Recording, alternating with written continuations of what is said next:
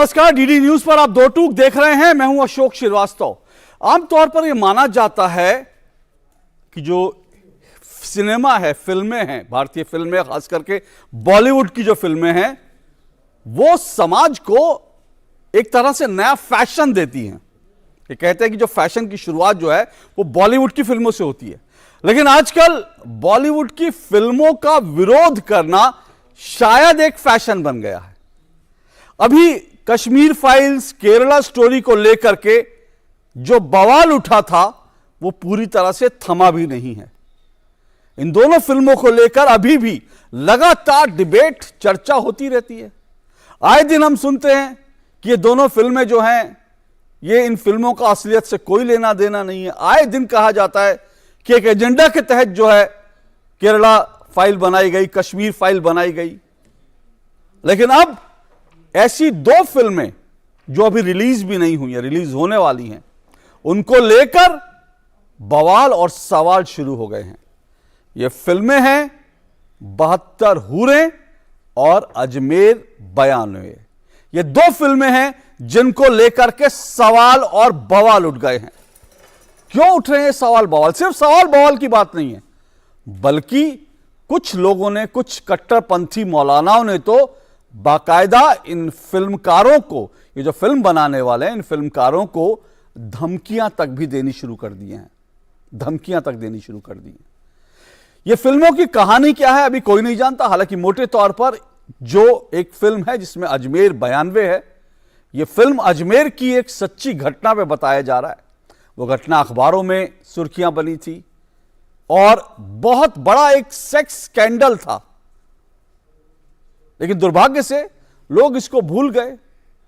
हालांकि जो पीड़ित हैं वो अभी भी इंसाफ के लिए अदालतों के चक्कर काट रही हैं, लेकिन ये कहीं ना कहीं मामला लोग भूल गए थे, सुर्खियां नहीं बन पाया था। लेकिन अब जब इस पर फिल्म बन रही है तो बाकायदा जमीयत उलेमा हिंद, रजा एकेडमी जैसी जो संस्थाएं हैं वो सामने आ गई हैं और कहा है कि ऐसी फिल्में जो हैं इन पर बैन होना चाहिए। ये जो बैन का कल्चर है ये भी नया नहीं है। इस फिल्मों को बैन करने को लेकर तमाम तरह की फिल्मों को बैन करने की बात उठती है। फिल्मों को बॉयकॉट करने की भी एक लॉबी है जो बॉयकॉट, अलग अलग अभियान चलाती है फिल्म को बॉयकॉट करने का।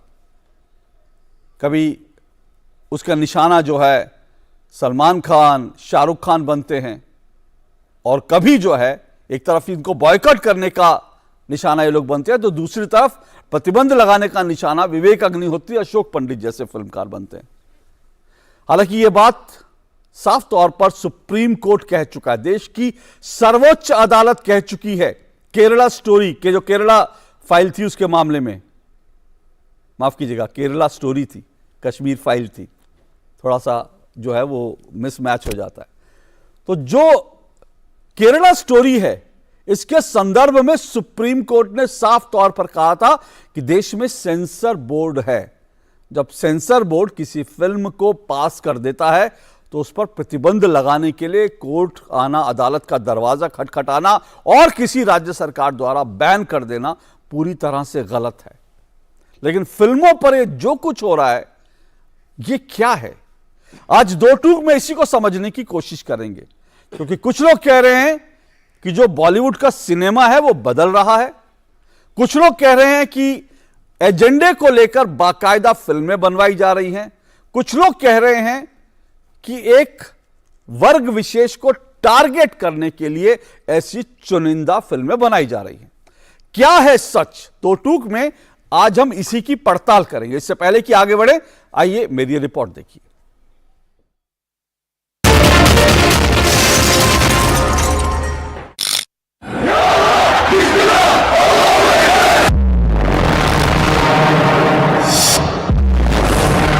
तुमने जो जहाज का रास्ता चुना है वो रास्ता तुम लोगों को सीधा जन्नत में लेकर जाएगा। हमारी छुरी होगी, तुम्हारी होगी, तुम्हारी हमेशा के लिए। जाने माने फिल्म निर्माता और निर्देशक अशोक पंडित की नई फिल्म 72 हूरें आने वाली 7 जुलाई को रिलीज होगी। फिल्म अभी थिएटरों में आई भी नहीं है, लेकिन इसे लेकर बवाल शुरू हो गया है। फिल्म के टीजर से ऐसा लगता है कि 72 हूरें जन्नत और 72 हूरों का सपना दिखाकर युवाओं को आतंकवादी बनाने की थ्योरी को चुनौती देती है। लेकिन आतंकवाद को लेकर बनी फिल्म के खिलाफ कट्टरपंथी मौलानाओं ने मोर्चा खोल दिया है। कट्टरपंथी मुस्लिम स्कॉलर शोएब जमाई ने ट्वीट करके मुंबई की रजा एकेडमी से लीड करने का आह्वान करते हुए कहा कि अशोक पंडित मुंबई में ही रहते हैं। साथ ही साथ शोएब जमाई ने धमकी देते हुए लिखा कि बाकी हम देख लेंगे। अशोक पंडित की 72 हूरें ही नहीं, कट्टरपंथियों के निशाने पर एक और फिल्म है और वो फिल्म है अजमेर 92। अजमेर 92 साल 1992 में राजस्थान के अजमेर शहर की एक सच्ची कहानी पर आधारित फिल्म है, जब अजमेर में 200 से ज्यादा लड़कियों के बलात्कार, यौन शोषण और ब्लैकमेल की घटना सामने आई थी। इस केस में मशहूर चिश्ती जोड़ी फारूक और नफीस के नाम सामने आए थे, जो अजमेर शरीफ दरगाह से जुड़े बड़े परिवार से संबंधित थे। इसके साथ ही कुछ नेताओं के नाम भी इस केस में सामने आए। ये मामला अभी तक अदालतों में चल ही रहा है। जमीयत के अध्यक्ष मौलाना महमूद मदनी ने कहा है कि इस फिल्म के जरिए अजमेर शरीफ की दरगाह को बदनाम करने की साजिश हो रही है, लिहाजा फिल्म पर फौरन प्रतिबंध लगाया जाना चाहिए। उधर रजा एकेडमी ने भी बयान जारी किया है कि यह गरीब नवाज की शान में गुस्ताखी है। कई और मौलवियों ने भी इनका समर्थन किया है। अजमेर 92 के नाम से फिल्म बना करके बदनाम करने की एक साजिश रची जा रही है। ऑल इंडिया मुस्लिम जमात इसका विरोध करती है और हुकूमत हिंद से मुतालबा करती है कि इस फिल्म पर प्रतिबंध लगाया जाए और इसको सेंसर बोर्ड के हवाले किया जाए कि सेंसर बोर्ड ने इसको कैसे बगैर जांचे पड़ताल किए हुए कैसे इसको पास कर दिया।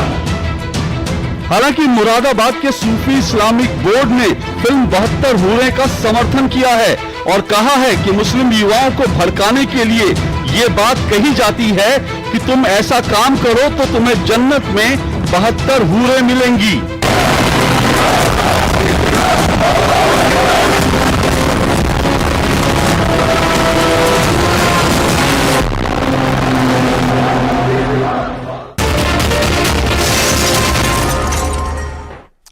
तो आपने रिपोर्ट देखी, इसी को लेकर आज की चर्चा, आज की डिबेट होगी। दो टूक में मेरा आज का सवाल आपके सामने है। आज दो टूक में जिस सवाल पर आज की इस डिबेट को, आज की इस बहस को आगे बढ़ाऊंगा, मेरा आज का सवाल, अजमेर 92 72 हूरें, फिर फिल्मों पर उठे सवाल। जी हां, रिलीज से पहले ही क्यों बवाल। सवाल एक बार फिर सुनिए, अजमेर 92 72 हूरें, फिर फिल्मों पर उठे सवाल, आखिर रिलीज से पहले ही क्यों बवाल। ये मेरा सवाल है, इसलिए क्योंकि अभी ये फिल्म रिलीज नहीं हुई है। तो सवाल है कि आप इसकी स्टोरी, इसकी कहानी क्या है, सेंसर बोर्ड ने इसको क्यों पास किया, सेंसर बोर्ड ने क्या इसमें कुछ कट लगाई, ये सब कुछ नहीं जानते, लेकिन उसके बावजूद आप फिल्म को प्रतिबंधित करना चाहते हैं। क्या ये फिल्मकारों की अभिव्यक्ति की आजादी पर हमला नहीं है? ये तमाम सवाल हैं। इस पर चर्चा करने के लिए मेरे साथ 4 मेहमान आज की डिबेट में जुड़ चुके हैं। आइए चारों मेहमानों का एक एक करके परिचय करा देता हूं। मेरे आज के मेहमान हैं, मेरे साथ जुड़े हैं सैयद जवाद जी, राजनीतिक विश्लेषक हैं सैयद जवाद जी, इस वक्त मेरे साथ जुड़े हैं।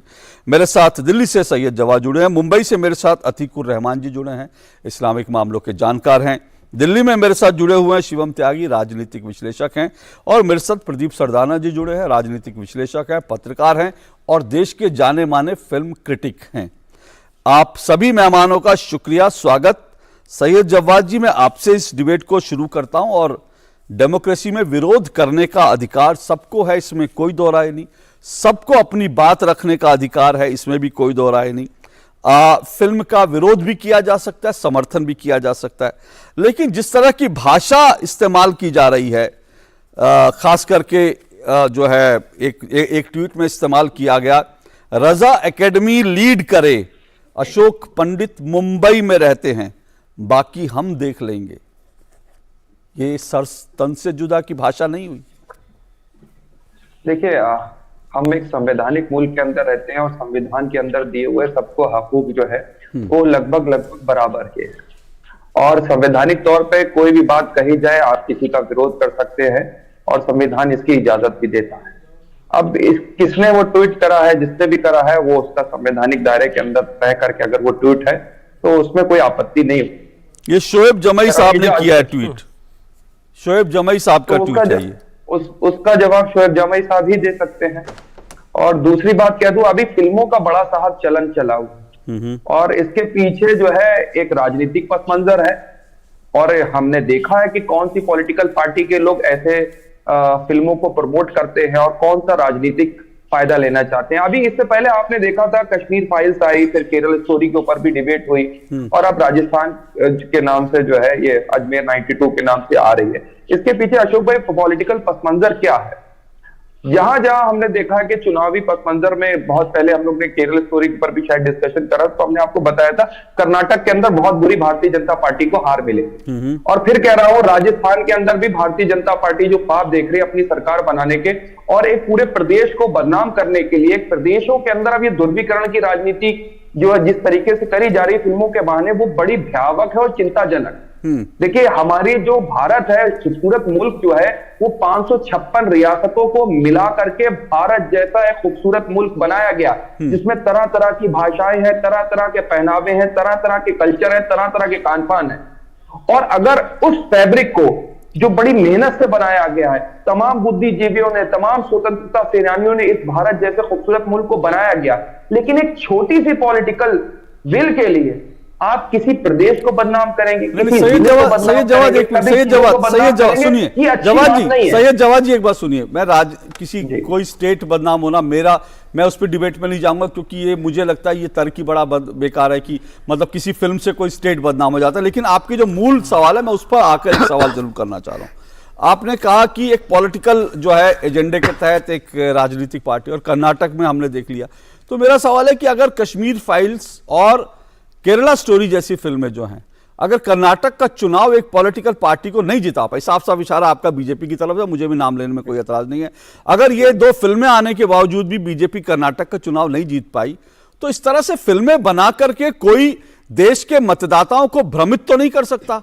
तो अगर एक बार फिल्म बनवा लेंगे, मान लीजिए बीजेपी ने इसके पीछे पैसा लगा दिया, हालांकि ये भी बता दूं, मैं दर्शकों की जानकारी के लिए बता दूं, बाकायदा इसको लेकर जो कश्मीर फाइल्स को लेकर के जो ममता बनर्जी ने कहा था कि ये फिल्म जो है इसको फंडिंग की गई है, उसको लेकर इस फिल्म के जो निर्माता निर्देशक हैं विवेक रंजन अग्निहोत्री, वो बाकायदा अदालत जा चुके हैं ममता बनर्जी। लेकिन उसको छोड़ दीजिए, वो एक अलग डिबेट हो जाएगी। मैं मोटे तौर पर कह रहा हूं, कोई अगर फिल्म पैसा देकर फिल्म बनवाएगा और अपना राजनीतिक एजेंडा साबित करना चाहेगा, एक बार चुनाव हारेगा, दूसरी बार जनता चुनाव हार जाएगी, तो उसको क्यों चलाएगा एजेंडे को? अशोक जी देखिए, अब ये कुछ एक ट्रेंड सा सेट हो गया है सस्ती लोकप्रियता लेने के लिए, पाने के लिए, फिल्मों को प्रमोट करने के लिए। पठान के मौके पे भी हमने यही देखा, उसके बाद एक मूवी और आई थी आदि पुरुष करके, उसमें भी हमने ये देखा, उसके बाद द केरल स्टोरी के ऊपर भी ये देखा, कश्मीर फाइल्स के ऊपर भी देखा। लेकिन जैसे गुजरात फाइल्स की बात करी जाती है तो एकदम से सरकार जो है पता नहीं क्या हो जाता है, उसको अभिव्यक्ति की आजादी कहां चली जाती है, चीजें कहां चली जाती है, उस पर कोई बात ही नहीं होती है, उस पर सरकार बड़ी वो जो है विचलित हो जाती है। तो ये एक तरफा नैरेटिव की तो बात नहीं, आप सस्ती जो है टीआरपी पाने के लिए, इस्लामोफोबिया को देश के अंदर दिखाने के लिए, एक मजहब को दिखाने के लिए अपना नैरेटिव चलाएं। अरे कोई बताए भारतीय जनता पार्टी के शीर्ष नेतृत्व को, ठीक है सर, ठीक है, हथकंडे पुराने हो गए। ओके सैयद जवाद जी, हाँ ओके सैयद जवाद जी, एक मिनट। मैं आज की डिबेट में किसी राजनीतिक पार्टी के, मैंने किसी प्रवक्ता को नहीं रखा, इसलिए जब राजनीतिक पार्टी के प्रवक्ता को रखेंगे तो बीजेपी से भी सवाल कर लेंगे। लेकिन आपने एक शब्द का, मुझे लगता है कि वो आज की डिबेट के जरूर सेंटर में उसका जो है हम उस पर चर्चा कर सकते हैं, और वो आपने इस्लामोफोबिया का, आपको लगता है इन फिल्मों से इस्लामोफोबिया को बढ़ावा दिया जा रहा है। मैं सिर्फ एक बात कहकर फिर मैं शिवम त्यागी जी आपके पास आता हूं, क्योंकि कश्मीर फाइल ये जो फिल्म थी ये सच्ची घटना पर आधारित फिल्म थी। दूसरी तरफ केरला जो स्टोरी है, हम जानते हैं कि बाकायदा केरला हाईकोर्ट में भी ये जो है, ये जो स्टोरी का मूल जो सवाल था उसको लेकर बाकायदा वहां के मुख्यमंत्री ने इस बात को स्वीकारा कि ये सब चीजें हो रही हैं, स्वीकार चुके हैं, वहां पर बाकायदा कोर्ट ने स्वीकारा। और इसी तरह से अजमेर जो 92 है उसके बारे में भी बात करेंगे। तो मेरे पास बड़ी सारी खबरें हैं जो अजमेर में जो कुछ 1992 में हुआ था उसको लेकर अखबारों में छपी चीजें हैं। तो इसका मतलब तो साफ है कि ये कम से कम, मैं अभी बाकी दूसरी फिल्म में नहीं जा रहा हूं, मैं 72 हुरों में बाद में जाऊंगा, लेकिन ये 3 चीजें जो हैं ये सच है। कश्मीर का सच मैंने खुद अपने आंखों से देखा। 1992 से मैंने कश्मीर की रिपोर्टिंग की है, मैंने वहां सच देखा है। केरला का मैंने आपको बता दिया, और दूसरी तरफ अजमेर को लेकर सर एक मिनट, हाँ बिल्कुल, एक मिनट सर, अरे सर एक मिनट सुनिए तो सही, मैं तो कह रहा हूं, आ रहा हूं, आप बीच में मत बोलिए, मैं आपको मौका दूंगा सर, मैं तो आपको बिना इंटरप्ट के बोलने का। आपने कहा बिल्कुल, मैंने गुजरात का भी सच देखा, और गुजरात के दंगों पर कम से कम 3 या 4 फिल्म आ रही। मैं डॉक्यूमेंट्री को छोड़ दीजिए, उस पर डिबेट नहीं करूंगा अभी, क्योंकि फिर उसमें जाऊंगा तो मुझे दर्शकों को यह भी बताना पड़ेगा, जो शुरुआती नतीजे रिजल्ट आ रहे हैं वो ये है कि बीबीसी खुद स्वीकार कर चुका कि उसने 42 करोड़ की चोरी, करोड़ टैक्स की चोरी की है। ये बीबीसी स्वीकार कर चुका। मैं उस डिबेट में भी अभी नहीं जाऊंगा, क्योंकि वो बीबीसी को मेरा एक्सपोज करना आज का उद्देश्य नहीं है। लेकिन मैं ये कह रहा हूं कि ये 3 फिल्में सच पर आधारित फिल्में थी। तो सवाल यह है, इस सच से किसी को डर क्यों लगना चाहिए? बोलिए शिवम जी। Thank you. क्या ये इस्लामोफोबिया है या लोग सच का सामना करने से डर रहे हैं? मेरे देश में मतलब ये अपने आप में एक अजीब अजब गजब तरीके का देश है कि जब 90 में कश्मीरी पंडितों को काट दिया गया, मार दिया गया, वहां से निकाल दिया गया, और ये जितनी भी चीजें हैं ये सब अखबारों में है, उस समय की न्यूज रिपोर्ट्स में है, उस समय की रिपोर्ट्स में है। गिरजा टिक्कू का परिवार जिंदा है, कश्मीरी पंडितों के साथ जो वो उनके परिवार जिंदा है, वर्ल्ड वाइड वो है। लेकिन अगर उस पर फिल्म बना रहे हो आप, तो आप इस्लामोफोबिया फैला रहे हो। गजब हिपोक्रेसी है। अब आ जाते हैं केरल डायरी पर। केरला की वो 3 बच्चियों में से 2 की तो परिवार की स्टेटमेंट दिखाई है फिल्म में बाद में, लेकिन अगर आप उसको दिखा रहे हो तो इस्लामोफोबिया फैला रहे हो।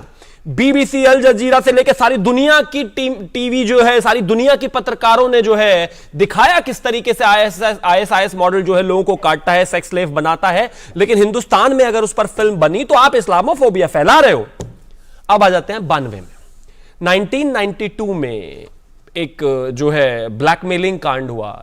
एक बड़े बिजनेसमैन के लड़के को उठाकर जो है उसके साथ गलत काम किया गया, बलात्कार किया गया, जो भी किया गया।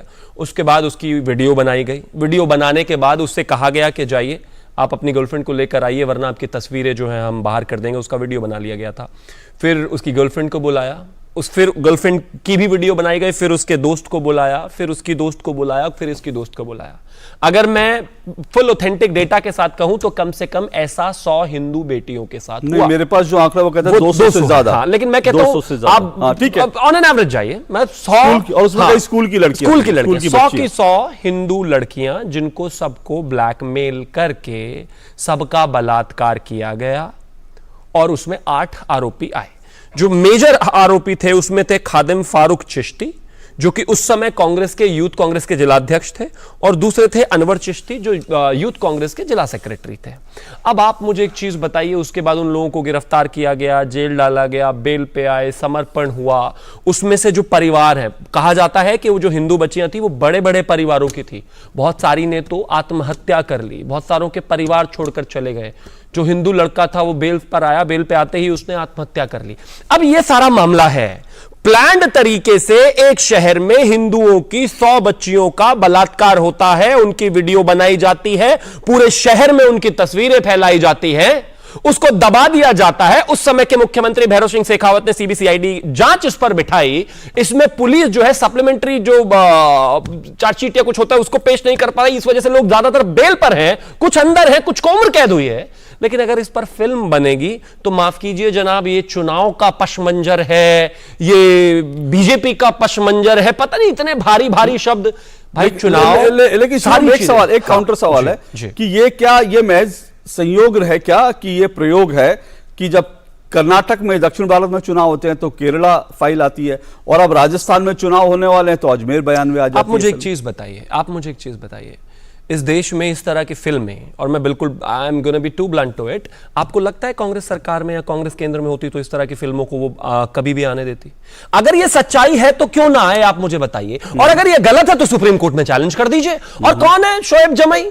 जबरदस्ती का टीआरपी पाने वाले लोग हैं, लेकिन इस तरीके से इस देश की कला को, संस्कृति को मिटाने की क्या आवश्यकता है? अगर ये सब्जेक्ट मैं कहता हूं, मान लीजिए फॉर दैट मैटर के बिल्कुल फिल्म फर्जी है, चले जाइए ना सुप्रीम कोर्ट, 2 मिनट में आपको बता दिया जाएगा। इस तरीके से अभी पिछले दिनों जब केरल डायरी को लेकर गए थे, उसमें भी यही कहा गया था कि भाई ऐसे ऐसे बात है, ये तो बिल्कुल बेकार फिल्म है। तो सुप्रीम कोर्ट का कहना था, सेंसर बोर्ड ने रियलिटी है, और कोर्ट ने कुर्की टिप्पणी करते हुए कहा था कि सच्ची कहानी तो डीडीएलजे की भी नहीं है, वो भी चली ना, बिल्कुल। तो चलने दीजिए। मुझे लगता है ये प्लीज, और ये इस्लामोफोबिया नहीं है, और ये किसी धर्म से रिलेटेड मैं नहीं कह रहा हूं, ना मैं कह रहा हूं किसी संस्थान से, ना शहर से। और सुनिए, अगर किसी प्रदेश में बलात्कार की घटना होती है या गलत काम होता है, कुछ भी होता है, तो उससे प्रदेश बदनाम नहीं होता। ये नहीं होता कि उस प्रदेश के पूरे लोग और उस प्रदेश की जो वो कम्युनिटी है वो पूरी बदनाम हो गई। लेकिन सच को दिखाना मतलब बताना है कि हुआ क्या है। ये केस बहुत दबाया गया है, आज भी अदाकारा इस पर बात नहीं की जाती। ओके, अतीकुर रहमान जी, एक जो पूरा मामला है, अगर मैं इन फिल्मों को लेकर बात करूं तो सवाल यह कि ये तो चीजें जो घटनाएं हैं, ये तो कुछ घटनाएं तो ऐसी हैं जो कि अखबारों में इसके बारे में बहुत कुछ पढ़ा जा सकता है, चाहे वो कश्मीर हो या फिर दूसरी बात हो। और अभी जब केरला स्टोरी को रोकने के लिए लोग सुप्रीम कोर्ट गए थे, तो सुप्रीम कोर्ट ने यह कहा था कि भाई इससे कोई धर्म खतरे में नहीं आ जाता फिल्म से। यह भी कहा कि कई फिल्में ऐसी बनी जिसमें हिंदू देवी देवताओं का मजाक बनाया गया। एक फिल्म में तो बाकायदा हिंदू जो देवता थे उनके ऊपर थूकते हुए दिखा दिया गया।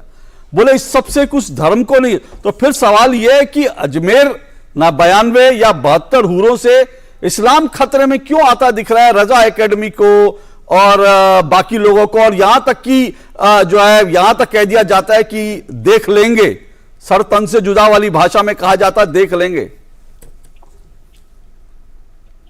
अशोक जी, आप मेरा रुझान जानते हैं। मैं अपने जितने भी कमेंट्स हैं मैं अपनी औकात में रह के करता हूं, और मेरी औकात सिर्फ एक रिसर्चर और इस्लामिक स्टडीज है। फिल्में बनानी जानी चाहिए, अच्छी फिल्में बनानी चाहिए। फिल्म का जो माध्यम है वो अपना अजीब माध्यम है। ओटीटी प्लेटफॉर्म भी आज हमारे सबके कब्जे के बाहर हो गया है। अच्छी बुरी फिल्में बनते रहेंगी, लोग देखते रहेंगे। सेंसर बोर्ड, जिस तरह से सुप्रीम कोर्ट ने कहा सेंसर बोर्ड की मर्जी होगी तो पास होगी, मर्जी होगी तो पास नहीं होगी। हमारा कोई भी इसके अंदर सो मोटो हमारा कुछ बनता नहीं है। मैं सिर्फ 72 हूरों के बारे में ये अपेक्षा रखता हूं, मेरे जो शायद अशोक पंडित जी ने बनाई है, मैं आपने कहा था छोटा सा टीजर मैंने देखा है। बड़े अच्छे मित्र हैं, बहुत ज्यादा मेरा उनसे डिस्कशन हुआ है। मैं उम्मीद करता हूं कि 72 हूरों के बारे में जो कुरान के अंदर सही बात है वो उन्होंने दर्शाया होगा। अगर नहीं दर्शाया होगा तो अगर कर सकते हैं तो कर लीजिए, अच्छी बात है। बहुत संक्षेप में सर आप बता देंगे, सर अतीकुर रहमान जी, बहुत संक्षेप में आप बता देंगे ये, क्योंकि इसलिए मैं ये पूछ रहा हूं क्योंकि इस फिल्म को लेकर विरोध भी चल रहा है। दूसरी तरफ जो सूफी इस्लामिक बोर्ड है उसके बारे में मैंने अपनी रिपोर्ट में भी बताया, वो कह रहे हैं कि ये कॉन्सेप्ट है, युवाओं को 72 हूरों के नाम पर बरगलाया जाता है, इसलिए वो फिल्म का सपोर्ट भी कर रहे हैं। जी अशोक जी, मुझे बताइए कि पुरानी कॉन्सेप्ट है हूर। उस हूर को समझने के लिए आप किसी ऑथेंटिक सोर्स के पास जाएंगे या किसी आतंकवाद को समर्थन करने वाले हाफिज सईद के पास जाएंगे? वो हाफिज सईद जो आपके मुल्क पे हमला कर चुका है, वो जो कि 26/11 का मास्टरमाइंड है, वो आपको समझाएगा कि पुरानी कॉन्सेप्ट हूर क्या है, वो गलत बताएगा। और यही बात के ऊपर मैं आपको बताना चाहूंगा कि ये बड़ा अजीब कॉन्सेप्ट है। देखिए कि हमारे युवाओं को आकर्षित कर रहा है एक terrorist organization, Osama bin Laden और हाफिज सईद जैसा और बहुत सारे ऐसे संगठन, वो जो कुरान का तर्जुमा जिहाद और हुरों के लिए बता रहे हैं, आप उसको ऑथेंटिक मानेंगे या अल्लामा अब्दुल्ला यूसुफ अली का जो कुरान के अंदर ट्रांसलिटरेशन है हूर को लेके, वो बताना चाहिए।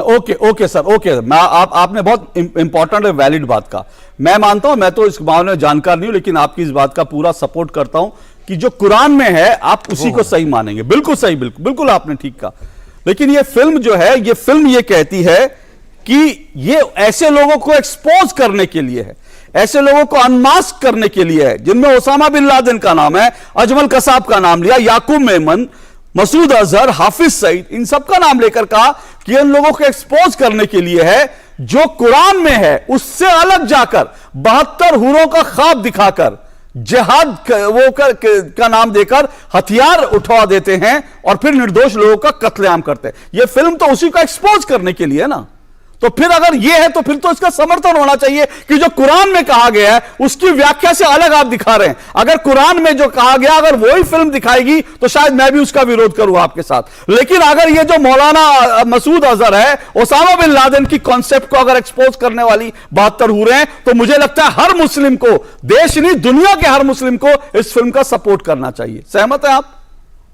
Very good. अगर यह दर्शाया गया है तो कोई आपत्ति नहीं है, और ऐसा दर्शाया जा चुका है 26/11 के ऊपर। मैं अगर गलत नहीं हूं, नाना पाटेकर जो क्रॉस एग्जामिन कर रहे हैं कसाब का, वो कसाब को इसी तरह से लताड़ते हैं कि जो तेरे आकाओं ने, जो तेरे टेररिस्ट ऑर्गेनाइजेशन ने तुझे आतंकवाद पढ़ाया वो कुरान में नहीं लिखा है। वो नाना पाटेकर का जो छोटा सा 2-3 मिनट का वो है, वो बहुत अच्छा दर्शाया गया है। अगर ऐसा ही कुछ है इस फिल्म के अंदर, और अशोक जी मैंने पहले ही कहा, मैं पहले भी आपकी डिबेट पर आ चुका हूं इस मुतालिक, मैंने कहा a film for a film, a book for a book, a poem for, किसी को बैन करने की कोई जरूरत नहीं है। ओके, इसी पॉइंट पे एक मिनट प्रदीप सरदार जी, मैं आपके पास हूं, उससे पहले सैयद जवाद जल्दी से एक क्विक रिस्पांस आपका ले लेता हूं।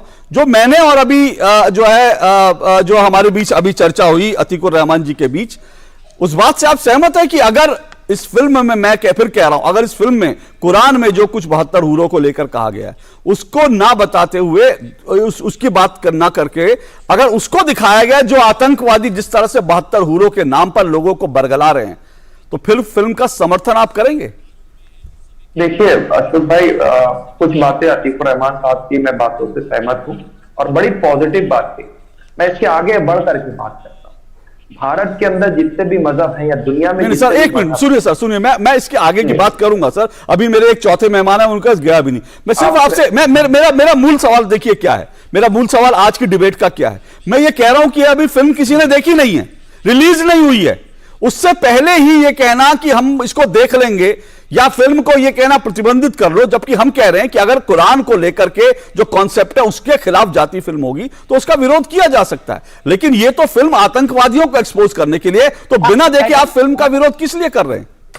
आपके रूम में भी एक बहुत अच्छी बात कही आपने, और मैंने अतीकुर रहमान भाई की बातों का समर्थन भी यहाँ पर कर दिया है कि वो बहुत अच्छी बात कर रहे हैं। लेकिन मैं इसके आगे की बात कर रहा हूं। देखिए, हमें इस देश के अंदर कट्टरता से लड़ना, चाहे वो इस्लाम के नाम पे कट्टरता लोग फैला रहे हों, चाहे वो हिंदुत्व के नाम पे कट्टरता फैला रहे हों, या फिर आप देखिए जाकर के खालिस्तान के नाम पे कट्टरता फैला रहे हों, या आतंकवाद के नाम पे कट्टरता फैला रहे हो, तो हमें कट्टरता को तो एक्सपोज करना चाहिए, नो डाउट। लेकिन इसके पीछे कोई ऐसा षड्यंत्र नहीं है कि बहुत से पॉलिटिकल पार्टी के लोग अपनी राजनीतिक रोटियां सेक ले, हिंदू मुसलमान दिखा करके सर एक मिनट आप बताइए सर, करने आ जाए सर। फिर मेरा सवाल, सैयद जवाद जी, मेरा फिर वही सवाल है। आप यहां पहले से ही मान के चल रहे हैं कि कोई एजेंडा। मैं कह रहा हूं हम पहले जब हमने फिल्म देखी ही नहीं तो हम ये क्यों मान के चले कि फिल्म एजेंडा होगा, किसी पॉलिटिकल पार्टी का होगा? अतीत में तो एजेंडे देखे। अच्छा, अतीत में देखे इसलिए एजेंडे, अच्छा अतीत में एजेंडे देखे। और इसको आपको और चीज बता दो, अतीत में और चलिए, कुछ दिनों बाद आप ये देखेंगे बंगाल फाइल्स भी आ जाएगी, क्योंकि वहां पे नहीं है अभी। बिल्कुल आ रही है। और सैयद जवाद जी, अभी आपने कहा कि गुजरात, अभी आपने कहा बिल्कुल आ रही है। और मैं कह रहा हूं देखिए, फिल्मकार जो है, मैं प्रदीप सदाना जी ये सवाल लेकर आप ही के पास आ रहा हूं। एक मिनट सर, मैं आप उसको एजेंडा कह रहे हैं ना, एग्जैक्टली मैं वही कह रहा हूं, मैं उसी पर आ रहा हूं। एक शिंडलर्स लिस्ट करके फिल्म आई थी जो नाजी अत्याचार को लेकर दुनिया की बेहतरीन फिल्मों में से एक है, जिसको कई जो है अंतर्राष्ट्रीय अवार्ड मिले। आप ये भी कह सकते हैं वो एजेंडा फिल्मधारी फिल्म थी, लेकिन वो एक फिल्म एक सच को दिखाने वाली फिल्म थी। और मैं तो ये देख रहा था, बल्कि मैं तो फिल्मों का बहुत जानकार नहीं हूं, लेकिन प्रदीप जी आप बताएंगे। लेकिन मुझे भारतीय जो बॉलीवुड सिनेमा है उससे मुझे ये हमेशा एक नाराजगी रही कि सच्ची कहानियों पर जो जैसा हॉलीवुड में होता है, वॉर फिल्में बनती हैं, इतिहास पे बनती है, बेहतरीन फिल्में बनती हैं ताकि इतिहास से हम सीख सके, उन पर बॉलीवुड में फिल्में नहीं बनती थी। हीरो हीरोइन पेड़ के आसपास नाच गा रहे हैं, इधर मेले में बिछड़ जाते हैं, मिल जाते हैं। एक मिनट, मैं बड़ी गंभीर बहस कर रहा हूं। तो वो तो नहीं बनती थी इस तरह की फिल्म, तो मुझे बड़ी शिकायत। लेकिन मुझे लगता है कि अब अगर असलियत पे फिल्म बन रही है तो फिर उसको लेकर हम ये क्यों माने एजेंडा? अगर ऐसी फिल्में लोग देखना चाह रहे हैं, लोग अपने अतीत से रूबरू होना चाह रहे हैं। वीर सावरकर को लेकर आज एक डिबेट चल रही है, राहुल गांधी कह रहे हैं माफी वीर है, इतिहास कुछ और कहता है। तो अगर वीर सावरकर पे फिल्म बन रही है ताकि देश की पीढ़ी, नई पीढ़ी वीर सावरकर पे फिल्म देखे और तय कर सके कि राहुल गांधी सही है या वीर सावरकर सही थे, तो यह हक देश के लोगों को है। तो इस ऐसी फिल्मों पर आपत्ति क्यों होनी चाहिए? देखिए एक मिनट मेरे प्रदीप साहब फिर आ जाऊंगा। प्रदीप जी, देखिए, सबसे बड़ी बात तो यह है कि जब यहाँ फिल्म को बिना देखे विरोध होता है तो बहुत ज्यादा दुख होता है। आप केरला स्टोरी की बात कर रहे थे पहले, इन्होंने सबने केरला स्टोरी देखी होगी। मैं इनसे जानना चाहूंगा उसमें कौन सा एक भी सीन है, एक भी दृश्य है या एक भी संवाद है जो मुस्लिम के विरुद्ध में है। वो सिर्फ उसी स्टोरी पे घूमता है कि किस तरह वहाँ लड़कियों का, हिंदू लड़कियों का धर्मांतरण कराया जा रहा है, किस तरह उनको आतंकी राह में ढेला जा रहा है, किस तरह उनका शोषण किया जा रहा है। पूरी फिल्म में यही है। और अगर आप देखें तो उल्टा जो मुस्लिम पात्र हैं उनके माध्यम से जो हिंदू हमारे धर्म है उसकी विसंगतियों को या उसकी कमियों को अलग संवादों के माध्यम से दिखाया गया है। कह रहे वो शंकर भगवान वो है तो उनकी पत्नी मर गई थी, वो उनको कंधे पे उठा के घूमते रहे, वो काहे के भगवान है? वो कृष्ण भगवान थे, वो इतनी महिलाओं के साथ रासलीला करते थे, वो कौन से भगवान है? वो चीज़ सब दिखाई गई है, वो सब संवाद बोले गए हैं। उल्टा आप देखिए, क्या किसी फिल्म में मुस्लिम धर्म के किसी विसंगति को दिखाया गया, किसी धर्म को जो उसके अंदर कोई कमी दिखाई हो? हर धर्म के अंदर कमियां भी हैं, खामी भी हैं, आप भी मानेंगे, हम भी मानेंगे, लेकिन कहीं नहीं दिखाया गया। और ये जो फिल्म है, एक मिनट मैं करेक्ट, धर्म में खामी नहीं होती, लेकिन कुछ कट्टरपंथी लोग धर्म को अपनी तरह से व्याख्या करते हैं। मेरा मतलब ही वही है कि हम आपको उसको गहराई में जाते जाएंगे, उसको अलग अलग तरीके से विश्लेषण करते जाएंगे तो उसमें खामियां भी मिलती जाएंगी, जिस एंगल से देखेंगे मिलता जाएगा। तो हम भी वो भी, क्योंकि हमारे धर्म में भी खामी नहीं है, उसको इस तरह से पेश किया गया जो एक्चुअल में नहीं है। वो जो कहानी है शिव पुराण में भी है, सब जगह देखा गया उसमें, लेकिन दिखाया गया कृष्ण लीला भी है, वो भी सब जगह दिखाया गया कि उसका उद्देश्य क्या था, उसके पीछे क्या मकसद था। लेकिन ये सब इसके बावजूद भी बिना देखे आप फिल्म का वो करते हैं। मैं तो ये कहता हूं कि आप ही इन फिल्मों का प्रचार कर रहे हैं। आप देखिए, आज केरल स्टोरी 350 करोड़ का बिजनेस करने जा रही है। 350 करोड़? हाँ, मैं तो 200 करोड़ समझ रहा था। नहीं, 350 करोड़ का बिजनेस करने जा रही है। और आप देखिए कि अगर आप लोग कोई आप उसका विरोध नहीं करते, आप उसको शोर नहीं मचाते, वो शायद नहीं करती। और मैं आपको बता दूं 72 हूरों के बारे में एक बहुत खास बात, ये फिल्म आज की नहीं है, 2019 में बनी थी। हाँ, और ये फिल्म जो है 2 अवार्ड जीत चुकी है। अच्छा, 2019 में 50वां भारतीय अंतर्राष्ट्रीय फिल्म समारोह जो गोवा में हुआ था, उसके अंदर ये इंडियन पैनोरमा का भी हिस्सा थी। और इस फिल्म को वहां पर जो गांधी यूनेस्को का अवार्ड है उसके अंदर भी इसको मेंशन मिला था, उसमें भी पुरस्कार ले चुकी है। और इसके जो डायरेक्टर है संजय चौहान, जो संजय पूर्ण सिंह चौहान लिखते हैं। बात कर रहे हैं आप 72 हुरे की। ये लोगों को पता ही नहीं है कि ये फिल्म 2019 में बनी है। और 2019 के अंदर भारतीय अंतर्राष्ट्रीय फिल्म समारोह गोवा के अंदर दिखाई गई है, उसकी इंडियन पैनोरमा का हिस्सा थी। और वहां जो है इसको अवार्ड मिला, जो हमारा उसमें गांधी यूनेस्को अवार्ड है, वो इसको मेंशन मिला, वो अवार्ड इसको मिला इस फिल्म को। और उसके बाद ये फिल्म इसको 2021 के अंदर इसी फिल्म के लिए इसके डायरेक्टर को नेशनल अवार्ड मिला है, ये भी मैं आपको बता दूं।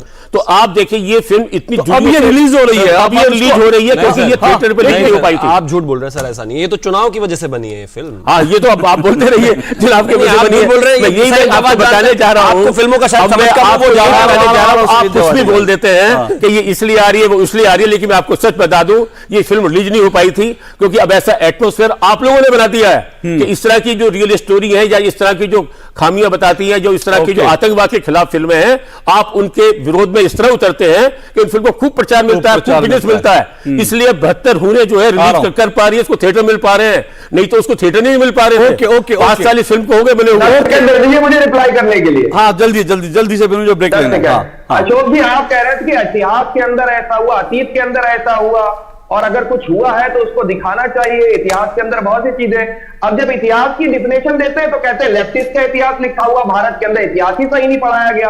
तो कौन से इतिहास को मानेंगे? आरएसएस 100 साल में आज तक इतिहास नहीं लिखा। ओके सर, मैं अब आपकी बात का जवाब दे देता हूँ।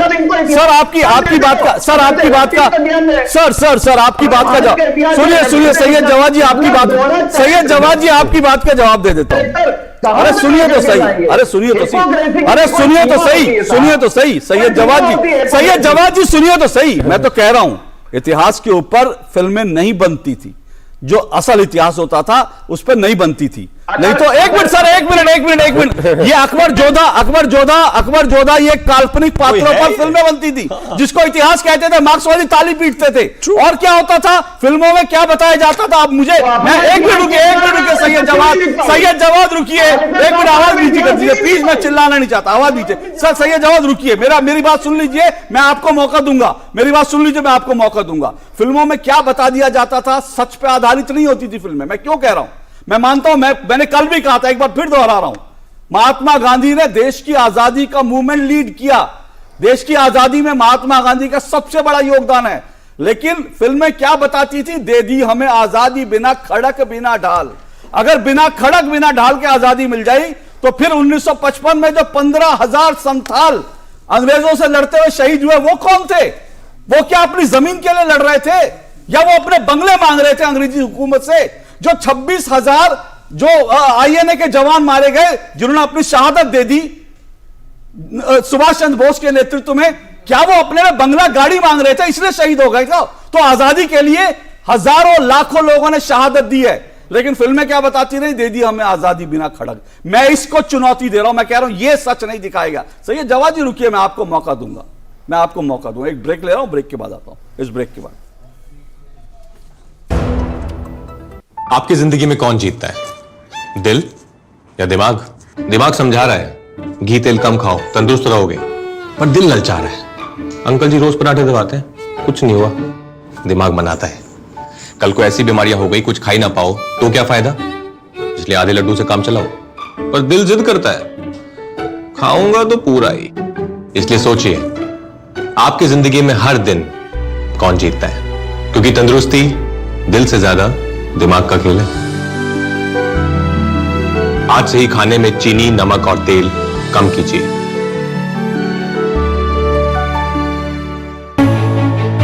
बात डेवलपमेंट की हो या टेक्नोलॉजी की, आज का नया भारत हर क्षेत्र में हो रहा है advance. New generation new idea के साथ एक न्यू इंडिया का निर्माण कर रही है, और ये सब कुछ संभव हो पा रहा है देश के उन समस्त जिम्मेदार नागरिकों के द्वारा। समय पर अदा किए गए एडवांस टैक्स से आप भी समय पर एडवांस टैक्स अदा करके देश की तरक्की में भागीदार बनिए। एडवांस टैक्स जमा करने की आखिरी तारीख 15 जून 2023 है। किसी भी तरह की कंपनी, कॉर्पोरेट या वे व्यक्ति और संस्थाएं जिनकी कर देयता TDS, TCS कटने के बाद 10,000 या उससे अधिक है, वो 15 जून 2023 तक अपने एडवांस टैक्स की किश्त अदा करें। प्रत्येक आयकर दाता एक राष्ट्र निर्माता।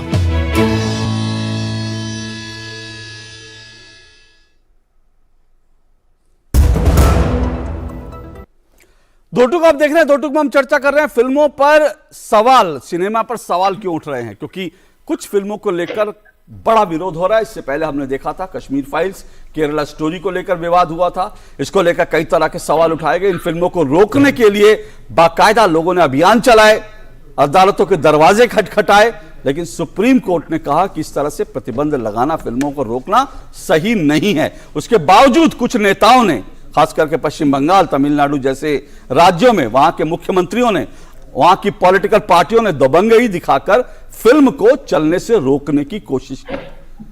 अब जो दो फिल्में आ रही हैं उसको लेकर फिलहाल बवाल हो गया। वो फिल्में कौन सी हैं? एक है अशोक पंडित की 72 हूरें और दूसरी फिल्म है अजमेर 92।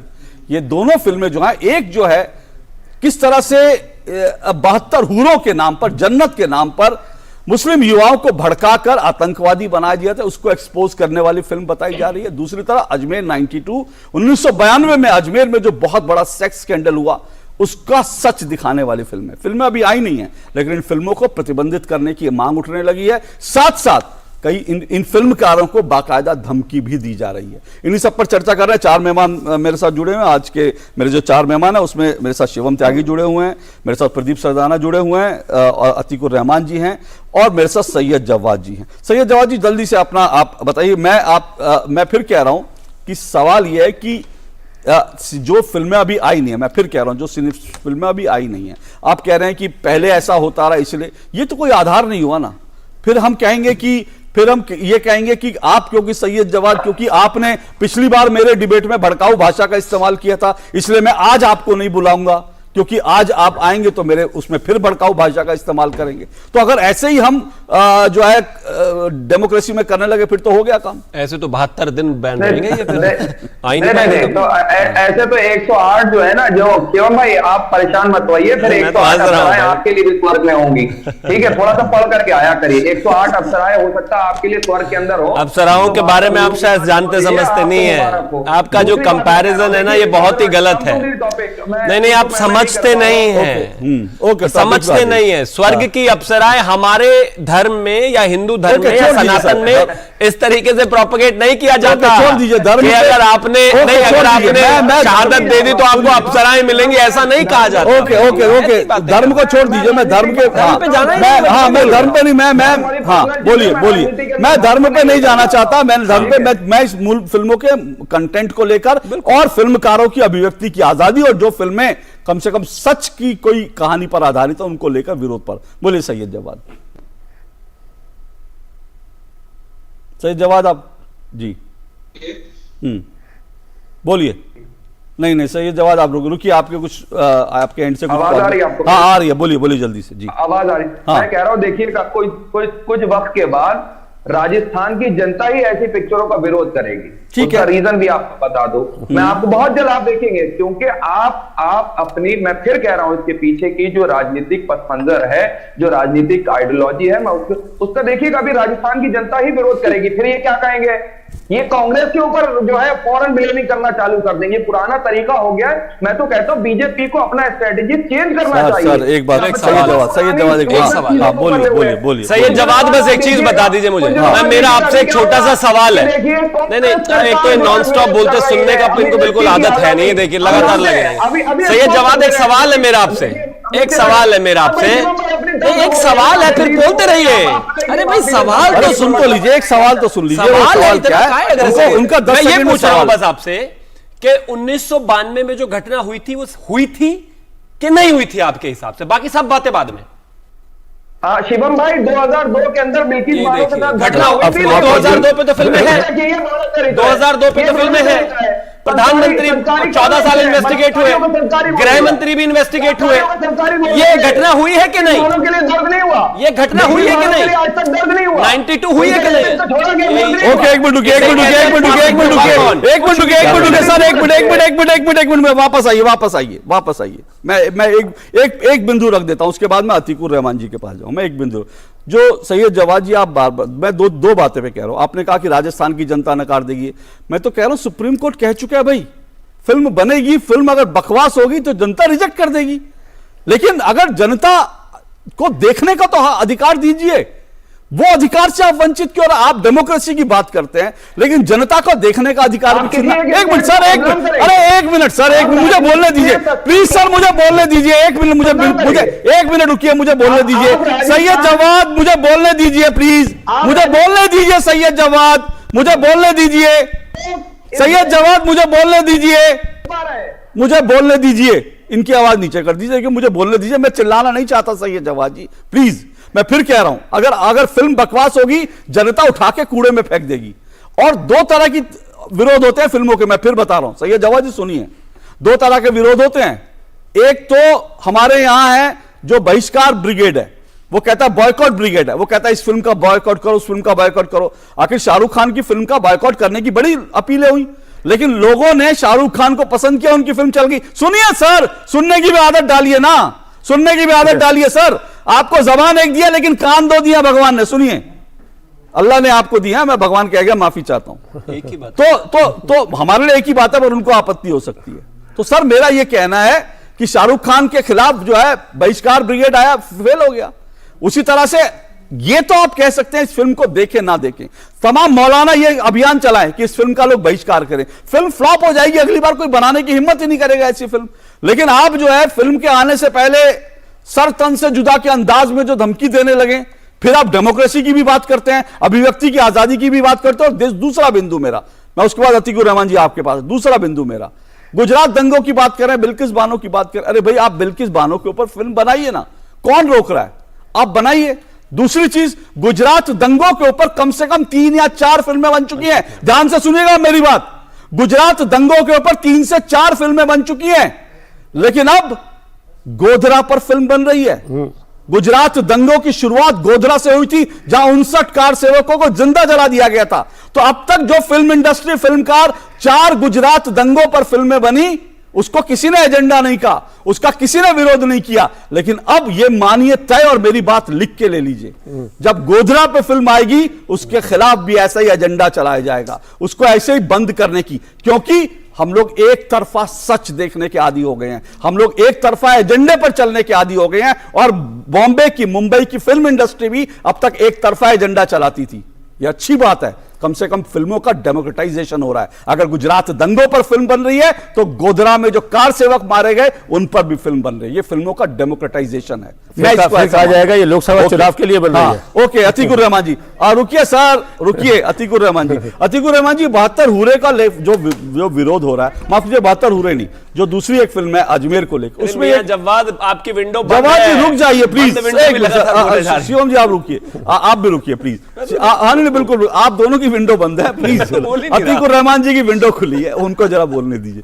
अतीकुर रहमान जी, जो अजमेर को लेकर, अजमेर बयान में फिल्म आ रही है, उसको लेकर भी रजा एकेडमी ने विरोध किया, उसको लेकर जो है बाकायदा असद मदनी जी विरोध कर रहे हैं।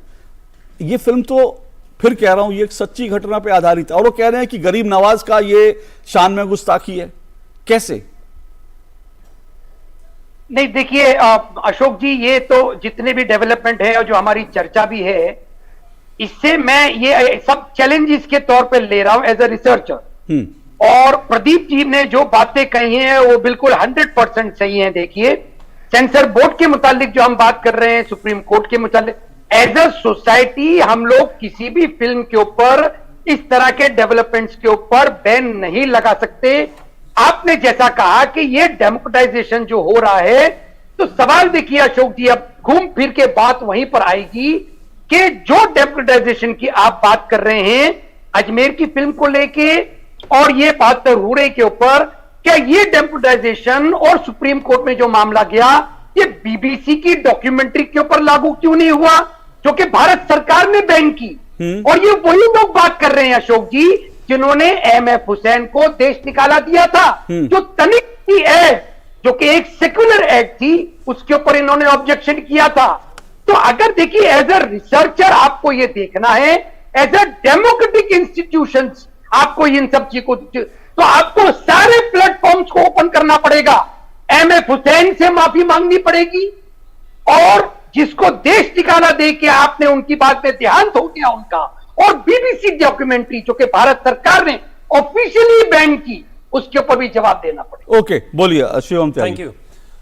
देखिए, अगर इस पर करना है तो सबसे पहले आपको तस्लीमा नसरीन से माफी मांगनी पड़ेगी। मुझे लगता है कि जो हाल आपने उसका विशेष तौर पर किया है, उनका विशेष तौर पर किया है, मुझे लगता है उसमें तो आपको माफी भी नहीं मिलनी चाहिए। किस स्तर तक आप उतर गए एक महिला के साथ। सलमान रश्दी के ऊपर जो हमला किया, जो उनकी जान जाते जाते बची, वो किताब उन्होंने 32 साल पहले लिखी थी, जो बैन हो गई, उसको 22 साल के लड़के ने हमला किया। यानी कि जो किताब लिखने के भी 10 साल बाद पैदा हुआ। सोचिए कैसा जहर आप अपनी इस तरह के लोगों में, बच्चों में भर रहे हैं। अब आता हूं आपके आज के इस पर। बीबीसी ने जिस प्लॉट पर फिल्म बनाई थी, उस प्लॉट पर, उस पूरे इंसिडेंट पर, उस पूरे मामले पर मेरे देश की सर्वोच्च अदालत का फैसला है। उसमें कहा गया है, बाकायदा डिटेल्ड जजमेंट है। इतना ही शौक अगर आपको जो है ये सब चीजें देखने का और इस तरह के थ्रिलर देखने का, तो मैं आपको चार्जशीट भेज दूंगा और वो सी चीजें भेज दूंगा, पढ़ लेना उसको। लेकिन वो जो प्रोपेगेंडा बना रहे हैं, वो मेरे देश का कोर्ट सपोर्ट नहीं करता। मुझे लगता है सिर्फ एक बिंदु पे जोड़ना चाहता हूं। मुझे लगता है जब हम बीबीसी की डॉक्यूमेंट्री की तुलना फिल्मों से करते हैं, उसमें एक मेजर अंतर है। बीबीसी की फिल्म जो है वो किसी सेंसर बोर्ड से नहीं निकली थी, वो डॉक्यूमेंट्री फिल्म थी। बीबीसी को जैसा लगा उसने बना ली। अग्री। जबकि ये जो तमाम फिल्में हैं, ये भारत में सेंसर बोर्ड से गुजरी हैं। तो बीबीसी अपनी डॉक्यूमेंट्री, क्योंकि डॉक्यूमेंट्री थी, उसने अपने चैनल पे चलाने दी, उसके लिए कोई सेंसर बोर्ड लागू नहीं था। लेकिन मैं फिर भी यही कहता हूं कि उस केस में तो पूरा ही फर्जी झूठ परोसा जा रहा है। मेरे देश की सर्वोच्च अदालत ने अगर किसी चीज पर फैसला दे दिया है, तो मुझे नहीं लगता कि मैं उससे अग्री डिसएग्री कर सकता हूं। लेकिन इस तरीके से उसमें प्रोपेगेंडा फैला। लेकिन ये 92 वाला मामला अभी तक केस है। ये पूरा सब कुछ मामला अदालत में है। 8 आरोपियों को उम्र कैद हो चुकी है, कुछ लोग अभी एब्सकॉन्डिंग है, और ये कह रहे हैं कि इस्लामोफोबिया फैला रहे हैं। और मैं 10 सेकंड एक चीज और कहना चाहता हूं। अगर गरीब नवाज की बात कर रहे हैं, ख्वाजा गरीब नवाज की बात कर रहे हैं, तो सुनिए, मुसलमानों से ज्यादा हिंदू जाते हैं वहां पर। बिल्कुल। तो इस चीज की बातें ना कीजिए, और मुझे लगता है बॉलीवुड का तो हर एक कलाकार वहां पर जाता है। बिल्कुल, तो कृपया करके ऐसे अतीकुर रहमान जी पहले, फिर सैयद जवाद। अतीकुर रहमान जी, छोटा सा रिपोर्टल है, जी जी, छोटा सा रिपोर्टल है। तस्लीमा नसरीन के साथ जो कुछ भी हुआ, सलमान रश्दी के साथ जो कुछ भी हुआ, जितने भी तथाकथित लोगों ने, मुस्लिम ऑर्गेनाइजेशंस ने जो कुछ भी किया, इस्लाम उसकी इजाजत नहीं देता है। यहां पर जो बैन डिमांड कर रहे हैं, सर एक छोटा सा सवाल, सर एक छोटा सा सवाल, एक छोटा सा सवाल, सर अतीकुर रहमान जी एक छोटा सा सवाल, सर एक छोटा सा सवाल, क्या आप कह रहे हैं इस्लाम इसकी अनुमति नहीं देता है? क्या सलमान रश्दी की पुस्तक से प्रतिबंध हटा देना चाहिए भारत में? बिल्कुल। उस वक्त में डॉक्टर रफीक जकरिया ने यह आह्वान किया था, और उसके जवाब में मोहम्मदन कुरान लिख के बताया था कि सलमान रश्दी ने कहां गलती की है, लेकिन बुक को बैन करना क्या समर्थन? कोई समर्थन नहीं है, लेकिन उसी किताब को लेकर अगर प्रतिबंध हटेगा तो सर तन से जुदा के नारे सैयद जवाद लगेंगे तो नहीं?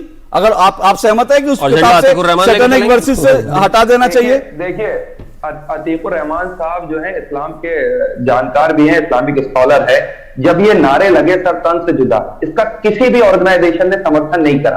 बड़ी बड़ी मुस्लिम ऑर्गेनाइजेशन, खुद अतीकुर रहमान ने किया। अर्दवान, अरे भाई आप सुन लीजिए, मैं तो सुन लीजिए, कितना जबरदस्ती ब्लेम कर रहे हैं, और आप पूरी बात सुनिए। लेकिन जंतर मंतर से नारे लगे थे, और उसमें कौन सी पॉलिटिकल पार्टी के लोग थे, और बड़े बड़े लोग सांसद कह रहे थे चाकू की नोक जो है वो चाकू तेज करके रखना, जिनको माननीय प्रधानमंत्री जी ने दिल से माफ नहीं करा, जिसने नाथूराम गोडसे को माना कि वो तो बड़े क्रांतिकारी थे, और वो आज मौजूदा सांसद है। यही जंतर मंतर से नारे लगते हैं, यही परवेज वर्मा आकर के कहते हैं कि बाइकआउट को एक अल्फाज नहीं होता। दोहरा चरित्र, दोहरी मानसिकता, और ये बेगैरती लाते कहां से हैं लोग, ये आज तक नहीं समझ में आया। कहां से लाते हैं भैया इतनी बेगैरती?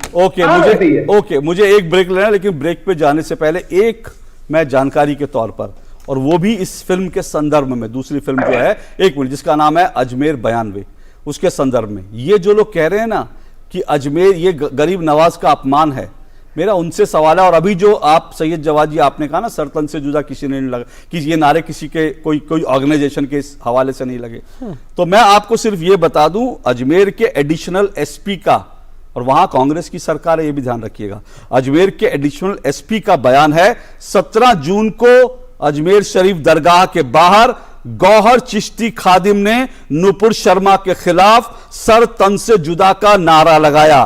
दूसरे खादिम आदिल चिश्ती सरवर भी, दूसरे खादिम आदिल चिश्ती सरवर चिश्ती भी वहां मौजूद थे, और जो उदयपुर में कन्हैया लाल का सर तन से जुदा करने वाले लोग थे, उनकी बाकायदा मीटिंग जो है वो बाकायदा इन्हीं चिश्तियों के दरगाह में, या मैं नहीं जानता कहां पे हुई थी, इन्हीं चिश्तियों के साथ, उसकी तस्वीरें भी। एक मिनट, और दूसरी बात, पीएफआई के साथ जो भारत को तोड़ने की और भारत को इस्लामी देश बनाने की साजिश में लगा था, उस पीएफआई के साथ भी राजस्थान पुलिस ने बताया था कि दरअसल ये खादिम जो हैं उनका रिश्ता है। तो मेरी समझ में नहीं आता, एक मिनट सर, एक मिनट रुकिए, मेरी समझ में नहीं आता, जो लोग गरीब नवाज के, जिनको गरीब नवाज की शान में गुस्ताखी की इतनी चिंता है, उन्होंने उस वक्त क्यों नहीं बोला था कि ये खादिम जो है जो नारा लगा रहे हैं सर तन से जुदा, तब उन्होंने क्यों नहीं कहा था कि गरीब नवाज, और जिन बच्चियों का बलात्कार किया गया, यौन शोषण किया गया, तब क्या गरीब नवाज का अपमान नहीं था, उनकी शान में गुस्ताखी नहीं थी? ये सवाल जरा पूछने वाली बात है। लेकिन एक ब्रेक है, ब्रेक के बाद में आता हूं। बात डेवलपमेंट की हो या टेक्नोलॉजी की, आज का नया भारत हर क्षेत्र में हो रहा है advance. New generation new idea के साथ एक न्यू इंडिया का निर्माण कर रही है, और ये सब कुछ संभव हो पा रहा है देश के उन समस्त जिम्मेदार नागरिकों के द्वारा। समय पर अदा किए गए एडवांस टैक्स से आप भी समय पर एडवांस टैक्स अदा करके देश की तरक्की में भागीदार बनिए। एडवांस टैक्स जमा करने की आखिरी तारीख 15 जून 2023 है। किसी भी तरह की कंपनी, कॉर्पोरेट या वे व्यक्ति और संस्थाएं जिनकी कर देयता TDS, TCS कटने के बाद 10,000 या उससे अधिक है, वो 15 जून 2023 तक अपने एडवांस टैक्स की किश्त अदा करें। प्रत्येक आयकर दाता एक राष्ट्र निर्माता।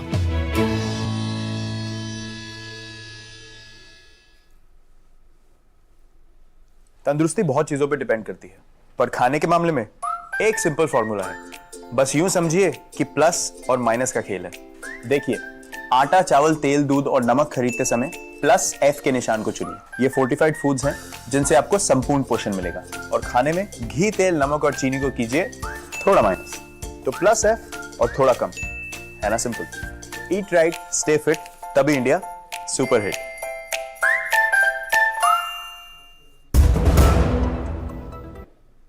चलिए दो टूक आप देख रहे हैं सिनेमा पे सवाल। प्रदीप सरदाना जी, एक बड़ा सवाल मेरे मन में बार बार उठता है, क्या बॉलीवुड अचानक से बदल गया है, उसका हृदय परिवर्तन हो गया है, या राजनीतिक एजेंडा है? जब तक एक कांग्रेस की सरकार थी तब तक उसी तरह की फिल्में बनाई जाती थी जो उनके एजेंडा को सूट करती थी। आज बीजेपी है तो उस तरह की फिल्में बनती है जो बीजेपी के एजेंडा को सूट करती है। क्या ऐसा है क्या? नहीं, ऐसा नहीं है। असल में क्या है कि पहले जो भी फिल्में कांग्रेस के समय में कांग्रेस के खिलाफ बनती थी उनको बैन कर दिया जाता था, उनके प्रिंट जला दिए जाते थे। किस्सा कुर्सी का एक इसका सबसे बड़ा उदाहरण है, जिसके प्रिंट जला दिए गए कि कुछ भी अवशेष ना बचे। विद्याचरण शुक्ल उसके उस समय सूचना प्रसारण मंत्री थे। आंधी पिक्चर उसका सबसे बड़ा उदाहरण है कि उसको देखिए बैन कर दिया गया था। ऐसी कितनी ही फिल्में हैं जो कांग्रेस के राज में बनी, उनके खिलाफ जरा भी कुछ बोल। उससे पहले अंग्रेजों के समय में होता था। अब किस्मत फिल्म आई थी इतने साल पहले नलीब विश्वास की, दूर हटोए दुनिया वालों हिंदुस्तान हमारा है, तो उसको बैन कर दिया गया था। लेकिन कांग्रेस के समय में वही अंग्रेजों वाली प्रवृत्ति अपनाई गई जो अंग्रेजों में अपनाई जाती थी, वो कांग्रेस ने अपनाई। जो भी उसके खिलाफ बोलता था उसकी फिल्में बंद कर दी जाती थी। लेकिन अब आप देखिए कि अब सब तरह की फिल्में आ रही हैं, लेकिन ये सब भूल जाते हैं कि जो और जो फिल्में आती हैं उनका जब विरोध होता है या उनके बारे में कहा जाता है और जब वो दिखाई जाती है जगह जगह, तो आप कहते हैं कि नहीं ऐसा कुछ नहीं हो रहा। अब देखिए, अब गोदावरी फिल्म आ रही है, आप फिर ये बोलेंगे अब लोकसभा के चुनाव आ गए इसलिए फिल्म आ रही है। हर चुनाव तो यहाँ देश के अंदर हर तीसरे महीने होते रहते हैं कहीं ना कहीं। जैसे भी आपको मैंने बताया, आप राजस्थान बोल रहे थे, राजस्थान में फिल्म बनी है। मैंने आपको बता दिया 72 हुए 2019 की बनी हुई फिल्म है, उल्टा वो रिलीज नहीं हो पा रही थी। अब इतना अच्छा एटमॉस्फेयर बना दिया आप लोगों ने विरोध कर करके कि हमको निर्माताओं को यकीन हो गया कि हम फिल्म रिलीज करेंगे, आप विरोध करेंगे, हमारी फिल्म चलेगी। तो इसलिए आप जो है ये खुद आप देखिए, ये जो फिल्म है हम जिसकी अब ये अजमेर की बात कर रहे हैं, उस पर कितना उस समय अखबारों में सब जगह चर्चा हुई थी। उस समय हालांकि इतने चैनल प्राइवेट चैनल नहीं थे, नहीं और पता नहीं क्या हो जाता। सबसे पहले नवज्योति अखबार ने लिखा था, मुझे याद है उसके बारे में पहले, उसके बाद सब अखबारों ने उसको फॉलो किया और इन सबको सजा हुई, कितने केस चले। मैं तो कहता हूं कि आप लोगों को जो कि हमारे, आप ये देखिए फिल्मी दुनिया के अंदर कितनी ही फिल्में ऐसी है, जिस तरह ये भी बता रहे थे, हमारे फिल्मकार अपनी फिल्म हिट कराने के लिए वहां पर मन्नत मांगने जाते हैं और आप उसी फिल्म को, आप उसी को वो कर रहे हैं, आप खुद उनको रोक रहे हैं। आप उनकी फिल्म को बैन कर रहे हैं। आप देखिए वो मन्नत मांगने जाते हैं, इतने गाने, इतनी वो बने हुए, ख्वाजा मेरे Khwaja. Okay sir, okay 30 second में आपका आखिरी कमेंट, क्या ये बैन, प्रतिबंध और ये सब आप इसके खिलाफ है? तो रजा एकेडमी और जो जमीयत उलमा हिंद का स्टैंड है उसको लेकर आप क्या कहेंगे सर? ये मैंने जैसा कहा अशोक जी, ये सब मेरे लिए तो कम से कम चैलेंजेस हैं। अगर रजा एकेडमी है, कोई भी मुस्लिम ऑर्गेनाइजेशन है, ये भी एज अ चैलेंज ले, इसके ऊपर रिसर्च करें, हमारे लोगों को हकीकत बताएं, सच्चाई बताएं, कुरान क्या है वो बताएं। प्रदीप जी से छोटा सा मेरा सवाल है, प्रदीप जी ने जैसा कहा कि ये एक फिल्मों के अंदर एक नया दौर आया है कि एक स्टंट भी हो सकता है फिल्म निर्माताओं का कि कंट्रोवर्सी क्रिएट करें ताकि फिल्म हिट हो जाए। अप्पा जैसी फिल्में हिट क्यों नहीं हो पाती है प्रदीप, जो कि केरल स्टोरी का एंटीडोट थी? बोलिए उसको क्या पूछा, कौन सा क्या पूछा आपने? अफवाह फिल्म जैसी, जो कि अफवाह फिल्म। नहीं देखिए, बात यह, मैं ये नहीं कहता कि सभी फिल्मों के साथ एक जैसा वो हो रहा है। आप जिस तरह का दौर, जिस तरह का एटमॉस्फेयर बनता है, जिस तरह का विरोध होता है, जिस तरह की चीज आती है उस तरह हो जाती है। मैं कहता हूं आपको तो इस तरह की फिल्म अगर आ रही है या आप फिल्म देखिए, इसके अंदर फिल्म में अगर लगे कि इसके अंदर कोई ख्वाजा की वो हो रही है, अजमेर शरीफ की बदनामी हो रही है, कोई गलत दिखाया गया, लेकिन जो वहां घटना घट चुकी है, जिन लोगों ने अजमेर शरीफ दरगाह को बदनाम किया, जिसके प्रति लोगों की इतनी आस्था है, तो उसका आपको समर्थन करना चाहिए कि जो लोग गलत थे उनका पर्दाफाश होना चाहिए और वो अजमेर शरीफ दरगाह है। 30 सेकंड सही जवाब। देखिए फैक्ट्स को किस तरीके से तोड़ मरोड़ करके उसके बाद जो एक फेक नैरेटिव चलाया गया, इससे पहले हम देख चुके हैं। और आपको बता दूं, जितने भी लोग चाहे बैटिंग कर ले बीजेपी की वजह से, जीतेगी नहीं। अब आप घूम फिर बीजेपी पे आ जाते हैं, आप अपनी बातें करेंगे, आपके जो है घूम फिर के भाई आप बात सिनेमा की हो रही है, सिनेमा का विषय है, आप घूम फिर के आपकी बीजेपी को रोकना पड़ेगा, तो बोल लेंगे। लेकिन मैं बस इतना कहना चाहता हूं कि एक तो इस जमाने में वो वाली फिल्में अब इस देश के हिंदुस्तान ने देखना समझना थोड़ा बंद कर दिया, रियलिस्टिक फिल्में बनती हैं और सुनिए अच्छी बुरी जो भी बनती है जनता उसको डिसाइड करती है। लेकिन मेरा ऐसा मानना है रियलिस्टिक फिल्में अगर बने बेहतर है जनता जाने समझे, पता नहीं इतना डर। और सुनिए, किसी गलत काम को करने से किसी जगह की अपमान होता है, उसको छापने या बताने से अपमान नहीं होता। चलिए, बहुत बहुत शुक्रिया सभी मेहमानों का, सबकी आवाज दीजिए, बहुत बहुत शुक्रिया। से मेरा मानना है मोटे तौर पर फिल्मों का इस तरह से विरोध करने से नहीं चलेगा, और बीबीसी से कंपेयर करना बिल्कुल खरा गलत बात है, क्योंकि बीबीसी किसी सेंसर बोर्ड से नहीं गुजरी थी, लेकिन ये तमाम फिल्में सेंसर बोर्ड से गुजर कर आ रही हैं। सुप्रीम कोर्ट कह चुका है, इस तरह से सेंसर बोर्ड से पास फिल्मों को लेकर प्रतिबंध लगाने की मांग करना बिल्कुल गलत है। और जो सच हुआ है उस सच से डरना क्यों, सच का सामना कीजिए ताकि आप चीजों को बदल सके, बेहतर कर सके, और फिल्में इसका माध्यम बने, ये अच्छी बात है। इसलिए 72 हूरें और अजमेर 92 का स्वागत होना चाहिए, विरोध नहीं। बहुत बहुत शुक्रिया, नमस्कार।